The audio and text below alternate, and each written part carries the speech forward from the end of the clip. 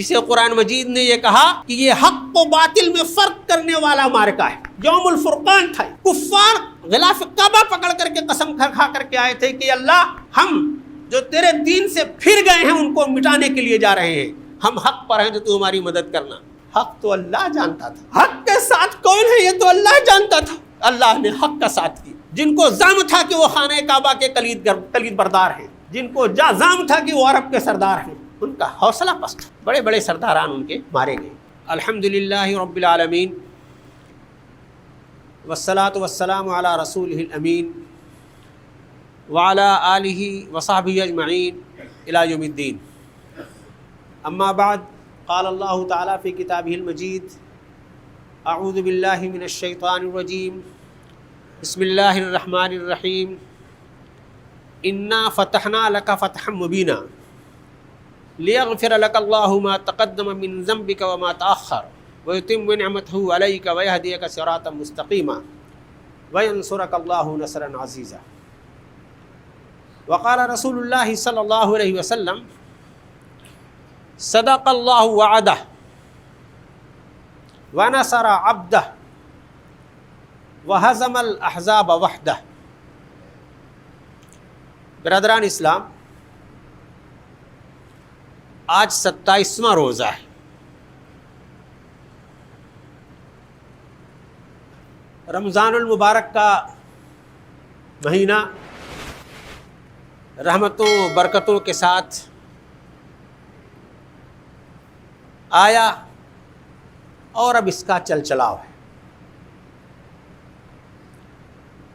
اس ماہ مبارک کا آج آخری جمعہ بھی ہے۔ جمعہ کے دن کی بڑی اہمیت ہے۔ اللہ تعالیٰ نے قرآن مجید میں بہت اہمیت کے ساتھ اس کا ذکر کیا ہے۔ اللہ کے رسول صلی اللہ علیہ وسلم نے جمعہ کے دن کو سید الایام کہا ہے، اس کے اہتمام کی تاکید کی ہے اور ہر جمعہ کو اہم کہا ہے۔ کوئی جمعہ کسی مہینے کا کچھ خاص نہیں ہے، چاہے رمضان کا جمعہ ہو یا کوئی اور جمعہ ہو، پہلا ہو یا آخری ہو، سب اہم ہیں اور بہت اہم ہے اور اس کے اہتمام کی ضرورت ہے۔ ہم لوگوں کے معاشرے میں رمضان کے آخری جمعہ کو الوداعی جمعہ کہا جاتا ہے اور اس دن کچھ خاص اہتمام کیا جاتا ہے، شاید اس وجہ سے کہ یہ جو موسم بہار کا چل چلاؤ ہے تھوڑا احتساب کر لیا جائے۔ اب یہ آخری اجتماع ہے، ماضی میں جو کمیاں رہ گئی ان کی تلافی کا کچھ انتظام کر لیا جائے، باقی جو ایام بچے ہوئے ہیں ان کے لیے کوئی منصوبہ بندی کر لی جائے۔ اس ماہ مبارک میں جو کمائی ہوئی ہے اگلے 11 مہینے میں کیسے اس کا استعمال ہو، اس پر کچھ بات کر لی جائے۔ اس وجہ سے شاید اس کی کچھ اہمیت بڑھ جاتی ہے، کچھ اہتمام بڑھ جاتا ہے۔ اس ماہ مبارک کا ہم سب نے بہت تپاک سے استقبال کیا، رب سے لو لگائی، قرآن مجید سے شغف بڑھایا، رب ذوالجلال کے سامنے تنہائی میں کھڑے ہو کر کے اس سے باتیں کی، گناہ گار ہیں گناہوں کا اعتراف کیا، اللہ سے گناہوں کی مغفرت چاہیے۔ اللہ نے اس مہینے میں ہر کام کا بہت اجر بڑھا کر کے دینے کا وعدہ کیا ہے، زیادہ سے زیادہ نیکیاں کی، صدقہ خیرات کیا، سب سمیٹنے کی کوشش کی، اور یہ اللہ کی توفیق پر جس نے اللہ نے توفیق دی اس نے وہ کیا۔ یہ ماہ مبارک میرے بھائیوں اسی کام کے لیے ہے، تزکیہ کے لیے ہے، تربیت کے لیے ہے، آنے والے 11 مہینے کی تیاری کے لیے ہے کہ ان ایام میں ہمارا ایمان، ہمارا اخلاق، ہمارا کردار آج کی تیاری ان ایام میں کام آئے۔ یہ ہم جہت تربیت کا مہینہ اس اعتبار سے بھی ہے کہ اگر ہم تاریخ پر ایک نظر ڈالیں تو اس ماہ مبارک میں حق و باطل کے بڑے بڑے معرکے سر ہوئے، ایک دو جنگیں نہیں، عہد نبوی سے لے کے ماضی قریب تک جو بڑی بڑی فتوحات امت مسلمہ کو نصیب ہوئی ہے وہ ماہ مبارک میں نصیب ہوئی. رسول پاک صلی اللہ علیہ وسلم کو مدینہ منورہ پہنچے ابھی دوسرا سال تھا. اسی سال رمضان کا روزہ فرض ہوا، رمضان کا استقبال ہوا، رمضان کا روزہ شروع ہوا کہ یہ خبر پہنچی کہ مکہ سے کفر کی طاقتیں اسلام کو نابود کرنے کے لیے مدینہ کی طرف بڑھ رہی ہیں. ان کے حوصلے بڑھ رہے ہیں، ان کی طاقت بڑھ رہی ہے، ان کو ختم کر دینا چاہیے. اللہ کے رسول صلی اللہ علیہ وسلم کو اس کی اطلاع ملی. اللہ کے رسول صلی اللہ علیہ وسلم نے اصحاب کو جمع کیا، مشورہ کیا کہ کیا کرنا چاہیے. کفر ٹوٹا پڑ رہا ہے، بڑی تیاریوں کے ساتھ، بہت بڑا لاؤ لشکر، بہت سامان جہاد، بڑے اسلحے ان کے ساتھ مدینہ کے قریب آ رہا ہے. صحابہ کرام نے مشورہ کیا ہمیں بھی آگے بڑھ کر مقابلہ کرنا چاہیے. اتنے آرام سے کفر کے سامنے اسلام سرنگون نہیں ہوگا. پیارے رسول صلی اللہ علیہ وسلم، ہم نے آپ پر اپنی جان قربان کرنے کا وعدہ کیا ہے، آپ ارشاد فرمائیں کیا کام کرنا ہے. صحابہ کرام کی چھوٹی سی جمعیت، کل تعداد 313 بتائی جاتی ہے، بہت کم وسائل، بہت کم اسلحے، لیکن اللہ کے رسول صلی اللہ علیہ وسلم اسی قوت کو لے کر کے آگے بڑھتے ہیں. میدان بدر میں پڑاؤ ہوتا ہے، پوری تاریخ ہم لوگوں نے پڑھی ہوگی. ایک طرف وہ لشکر جرار ہے اور ایک طرف پیارے رسول صلی اللہ علیہ وسلم کے یہ جانثار ہیں. ان کے پاس ہے تو ایمان کی قوت ہے، ان کے پاس ہے تو قرآن کا دیا ہوا حوصلہ ہے، ان کے پاس ہے تو پیارے رسول صلی اللہ علیہ وسلم کی قیادت ہے. یہ مردانہ وار لڑنے کو تیار ہے، یہ صف بستہ کھڑے ہو گئے. اللہ کے رسول صلی اللہ علیہ وسلم نے اپنی اس جمعیت کو اللہ کے حضور کھڑے کر کے اللہ کے سامنے ہاتھ پھیلایا کہ تیرے نام والے جو تھے، تیرے کلمے کی سربلندی کا جس نے عزم کیا ہے، اے اللہ آج تیرے حضور یہ سربستہ ہیں، تو ان کی لاج رکھ لی، تو انہیں فتح نصیب فرما. اگر یہ خدا نخواستہ شکست کھا گئے تو کل اس دنیا میں تیرا کوئی نام لینے والا نہ ہوگا. قرآن مجید کی آیات ہیں تسلسل کے ساتھ سورہ انفال میں کہ اللہ تعالیٰ نے اس فریاد کو سنا. اللہ تعالیٰ نے اس چھوٹی سی جمعیت کو بہت قوی بنایا، بہت طاقتور بنایا، فرشتوں کی فوج بھیجی، بارش کی، ہر طرح کے حالات ایسے سازگار کیے کہ جب معرکہ ہوا ایک دن میں معرکہ سر ہو گیا. مشرکین کی طرف سے 3 بڑے سورما مبارزت کے لیے جو آئے پہلی فرصت میں ڈھیر ہو گئے.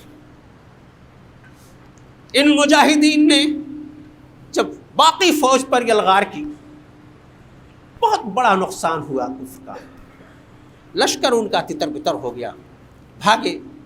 بات کی پوری ایک تاریخ ہے میرے بھائیو، ہم لوگ جو سیرت کی کتابوں میں پڑھتے ہیں. بدر فتح کر کے صحابہ کرام جب مدینہ منورہ واپس پہنچ رہے ہیں، وہاں خبر پہنچ چکی ہے کہ اللہ کے رسول صلی اللہ علیہ وسلم اپنے اصحاب کے ساتھ فیضیاب ہو کر کے آ رہے. استقبال کے لیے لوگ آگے بڑھے، مبارکبادیاں فتح یابی کی دینی شروع کی کہ بہت بڑا معرکہ آپ نے سر کیا، بہت بڑی طاقت کی آپ نے سرکوبی کی. ایک نوجوان یہ کہتا ہے کہ ہم نے کیا کیا، ہم تو وہاں اتنے عزم کے ساتھ لڑ رہے تھے کہ وہ جو لوگ ہمارے سامنے آ رہے تھے ہم یہ سمجھ رہے تھے کہ عرب کی بوڑھی عورتیں جو ہمارا مقابلہ کر رہی ہیں، ہم گاجر مولی کی طرح کاٹ رہے تھے. یہ ان کی ایمان کی قوت تھی.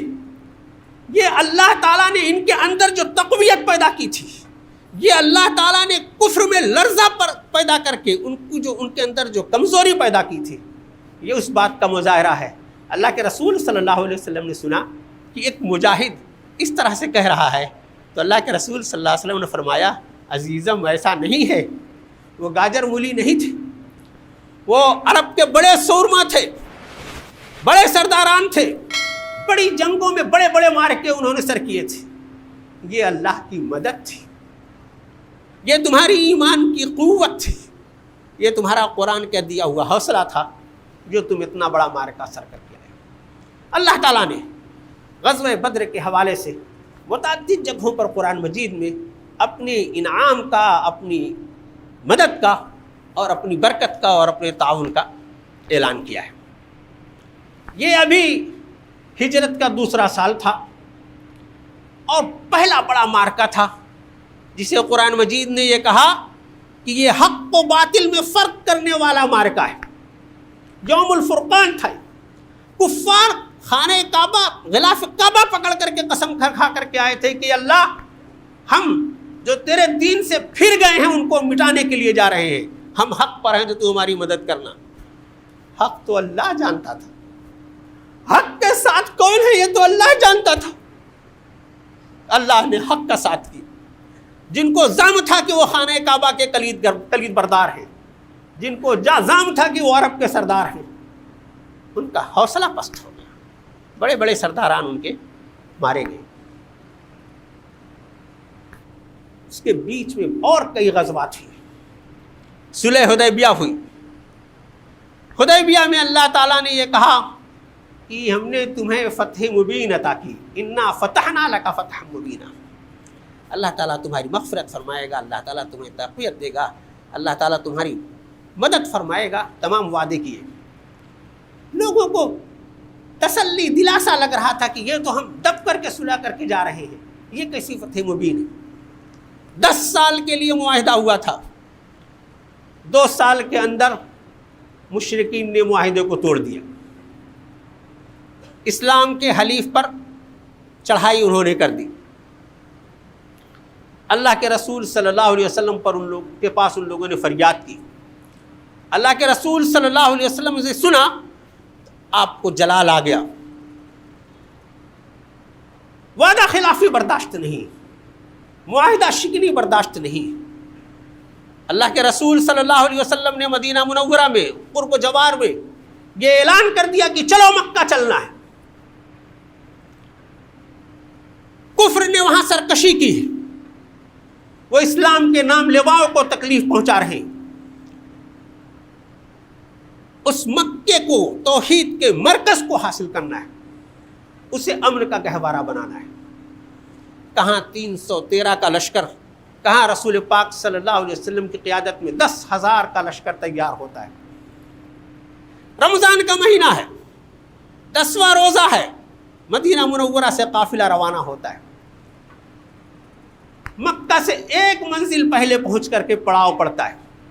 اللہ کے رسول صلی اللہ علیہ وسلم تمام تدابیر کرتے ہیں کہ کفر لرز جائے،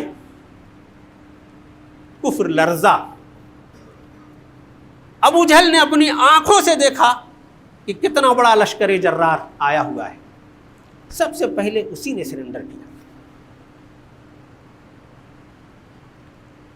اللہ کے رسول صلی اللہ علیہ وسلم اور آپ کی افواج منصوبہ بند طریقے سے جب چاروں طرف سے مکے میں داخل ہوئے تو یہ جو کفر ہر دم سرکشی پر آمادہ تھا، ہر دم تلوار کھینچے رہتا تھا، ہر دم مسلمانوں کو تکلیف پہنچانے کی کوشش کرتا تھا، سب نے اپنے دروازے بند کر لیے۔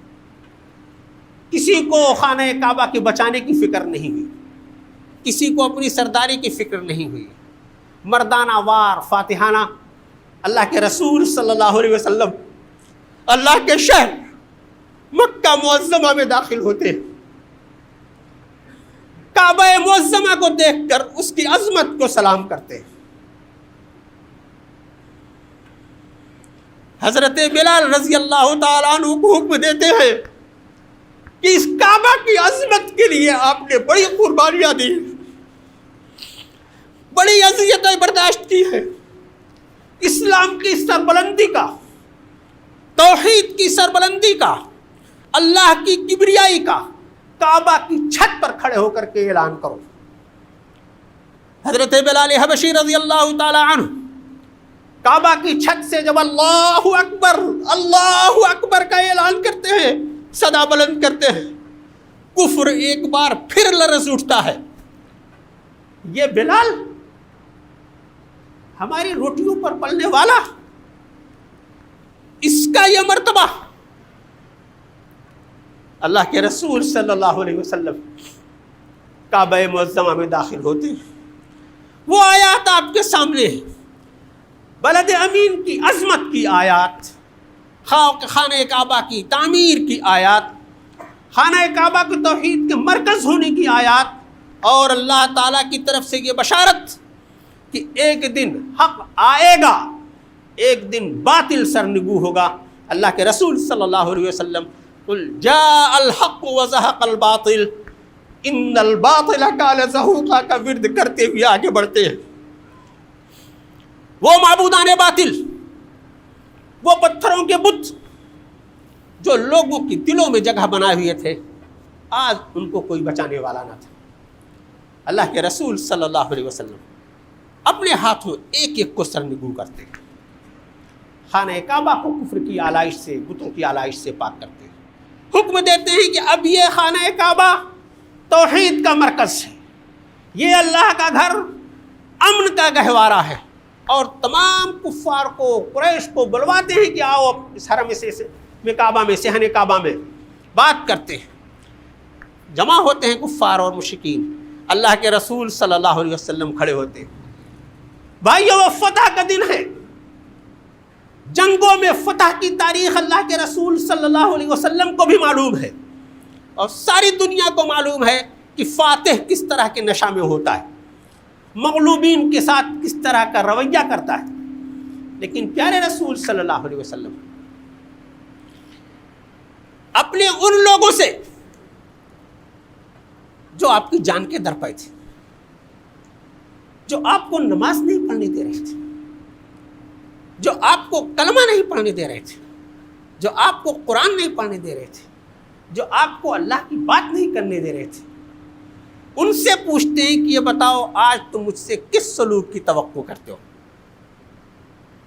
ان لوگوں کو بھی معلوم تھا کہ آج کا دن کس طرح کے سلوک کا دن ہو سکتا ہے، لیکن وہ اللہ کے رسول صلی اللہ علیہ وسلم کی عظمت بھی انہیں معلوم تھی، شرافت بھی انہیں معلوم تھی۔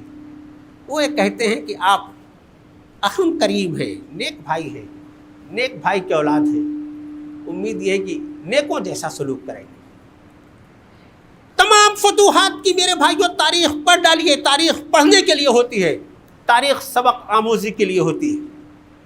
اللہ کے رسول صلی اللہ علیہ وسلم اور باتوں کے علاوہ یہ ارشاد فرماتے ہیں کہ میں تمہارے ساتھ آج وہی سلوک کروں گا جو یوسف نے اپنے بھائیوں کے ساتھ کیا تھا۔ سورہ یوسف کا آپ حضرات نے مطالعہ کیا ہوگا۔ یوسف کے بھائی یوسف کے جان کے در پہ تھے، انہوں نے تو ختم ہی کر دیا تھا لے جا کر کے کنویں میں ڈال کر۔ اتنا بڑا دشمن، اور اس کے ساتھ اللہ تعالیٰ نے قرآن مجید میں ان کے لیے جو الفاظ رکھے، لا تثریب علیکم اليوم، وہی الفاظ اللہ کے رسول صلی اللہ علیہ وسلم نے اپنے ان ہمیشہ کے بڑے دشمنوں کے سامنے کہا کہ آج کسی طرح کا کوئی انتقام نہیں لیا جائے گا۔ فَاذْهَبُوا أَنْتُمُ الطُّلَقَاءُ، آزاد ہو تم سب۔ مکہ فتح ہو جاتا ہے۔ مکہ فتح ہونے کا مطلب یہ ہوا کہ اسلام کی سربلندی کا اعلان ہو جاتا ہے۔ میرے بھائیوں، بدر ہو یا فتح مکہ، غزوہ تبوک اور غزوہ خندق بھی رمضان میں پیش آئے، اس کی بھی تاریخ ہم لوگوں کے سامنے ہے۔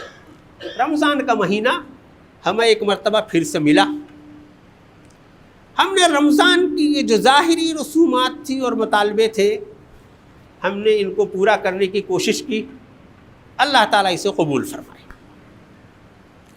لیکن یہ ماہ مبارک جو جد و جہد کا مہینہ ہے، قربانیوں کا مہینہ ہے، ایمان کو صیقل کرنے کا مہینہ ہے، اور ایمان والا ہونے کے لیے میدان جہاد میں کھڑا ثابت کرنے کا مہینہ ہے۔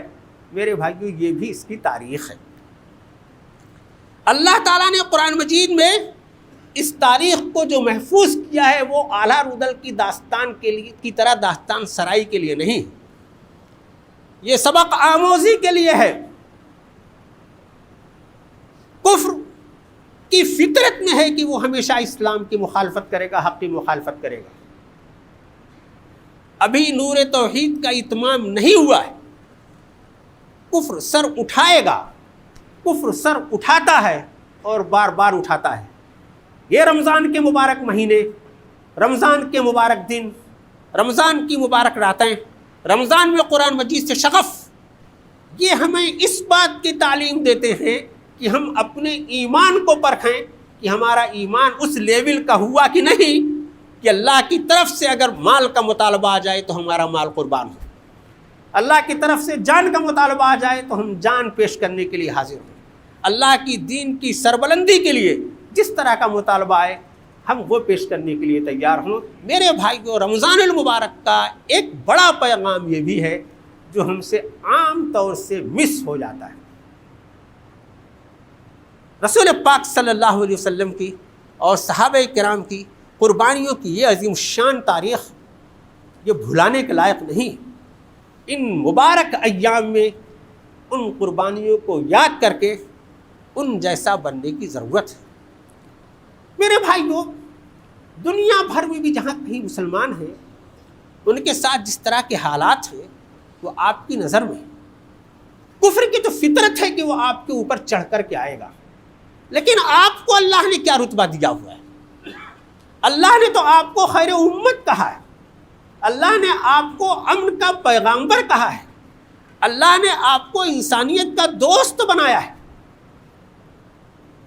آپ اپنے ملک میں چھوٹی تعداد میں ہیں، بڑی تعداد وہ ہے جس تک آپ کو اس دین کا پیغام پہنچانا ہے۔ آپ خیر امت میں تو جو خیر امت میں شامل نہیں ہے اس کو اس خیر امت میں شامل کرنا آپ کی ذمہ داری ہے۔ وہ آپ کا دشمن نہیں ہے، آپ کو اس کے لیے تلوار نہیں نکالنی، آپ کو اس کے سامنے یہ پیام حق پیش کرنا ہے۔ وہ محروم ہے۔ اللہ کے رسول صلی اللہ علیہ وسلم تو اس کے لیے ایسے بے چین رہتے تھے پیام حق پہنچانے کے لیے کہ جیسے اگر کوئی مشرک آگ کی کھائی پر کھڑا ہو اس میں کودنے والا ہو اور اس کی کمر پکڑ کر کے کھینچ رہے ہیں۔ تو میرے بھائیوں، کفر بڑھتا ہے، کفر کی فطرت میں سرکشی ہے۔ اگر اس تک یہ پیغام شیریں نہیں پہنچا، اگر اس تک ایمان کی یہ حلاوت نہیں پہنچی، اگر اس کو ایمان کی یہ صحیح ذمہ داریاں، صحیح قدریں نہیں پہنچی، تو وہ تو اپنا کام کرے گا، ہم ہر طرح سے خوار ہوں گے۔ اللہ نے اس ماہ مبارک کو ہماری عظمت کو یاد دلانے کے لیے بھی بنایا ہے۔ تو ہماری عظمت ایمان والوں کی ہے، ہماری عظمت قرآن والوں کی ہے، ہماری حیثیت پیارے رسول صلی اللہ علیہ وسلم کی امتی کی ہے، جو جب میدان میں نکلے تمہارے کا سر کیا، حق غالب ہوا اور باطل مغلوب ہوا۔ تو اس رسول کے امتی کی ذمہ داری بنتی ہے کہ رمضان المبارک کے باقی ایام میں میرے بھائیوں جو بچا کھچا رہ گیا ہے اس کو اور اچھی طرح سے سمیٹنے کی کوشش کریں۔ اس رمضان نے یہ پیغام بھی ہم کو دیا ہے، قرآن مجید میں ہم نے پڑھا، قرآن مجید میں ہم نے سنا، تو قرآن مجید میں یہ پیغام بھی آیا ہے کہ تم کو ہمیشہ تیار رہنا ہے۔ وَأَعِدُّوا لَهُم مَّا اسْتَطَعْتُم مِّن قُوَّةٍ وَمِن رِّبَاطِ الْخَيْلِ تُرْهِبُونَ بِهِ عَدُوَّ اللَّهِ وَعَدُوَّكُمْ وَآخَرِينَ مِن دُونِهِمْ لَا تَعْلَمُونَهُمُ اللَّهُ يَعْلَمُهُمْ۔ ایمان والے ہو تو تم کو طاقتور بن کر کے رہنا ہے، اپنی طاقت جمع کر کے رکھنا ہے۔ تمہاری ایمان میں، تمہاری جمعیت میں، تمہاری اتحاد میں اتنا روب ہو کہ کفر کانپ اٹھے، تھرا اٹھے۔ یہ حکم ہے قرآن مجید کا جو آپ نے پڑھا ہوگا تراویح میں، جو سنا ہوگا آپ نے تراویح میں۔ تو ان ایام میں میرے بھائیوں ان آیات کو عمل میں ڈھالنے کی ضرورت ہے۔ ایمان کی افزائش کے لیے استعمال کرنے کی ضرورت ہے، زندگی کے ساتھ عزت کے ساتھ جینے کا حوصلہ پیدا کرنے کی ضرورت ہے، اپنی اس دین کی، اپنے ایمان کی سلامتی کے لیے اگر جان بھی قربان کرنی ہو تو اس حوصلے کے ساتھ اپنی جان پیش کی جائے کہ اللہ تعالیٰ دین پر ہمارے بنائے رکھے۔ آزمائش کی گھڑی ہے، اس آزمائش میں ثبات کے لیے دعا بھی فرمائیں۔ ربنا لا تؤاخذنا ان نسینا واخطانا ربنا ولا تحمل علينا اصرا كما حملته على الذين من قبلنا ربنا ولا تحملنا ما لا طاقة لنا به واعف عنا واغفر لنا وارحمنا انت مولانا فانصرنا على القوم الكافرين اللهم ارنا الحق حقا وارزقنا اتباعه وارنا الباطل باطلا وارزقنا اجتنابه اللهم ارنا الحق حقا وارزقنا اتباعه وارنا الباطل باطلا وارزقنا اجتنابه۔ اللہ تو نے ہمیں رمضان المبارک عطا کیا، ہم نے اس کا استقبال کیا، اس کا حق ادا کرنے کی کوشش کی۔ اے اللہ اس ماہ مبارک کو ہمارے ایمان کو جلا بخشنے والا بنا، ہمارے ایمان کی فروزنی کا سبب بنا، ہمارے ایمان میں تقویت عطا فرما، ایمان پر جینے اور ایمان پر مرنے کے اللہ تو عزم عطا فرما۔ تیرے محبوب بندے، تیرے محبوب رسول محمد الرسول اللہ صلی اللہ علیہ وسلم اور ان کے صحابہ کرام نے اس ماہ مبارک میں جس طرح کی جانفشانیاں کی، جس طرح کی قربانیاں دیں، اے اللہ ہمیں ان کے راستے پر چلنے کی توفیق عطا فرما۔ بارک اللہ لنا و لکم فی القرآن العظیم ونفعنا وإیاکم بالآیات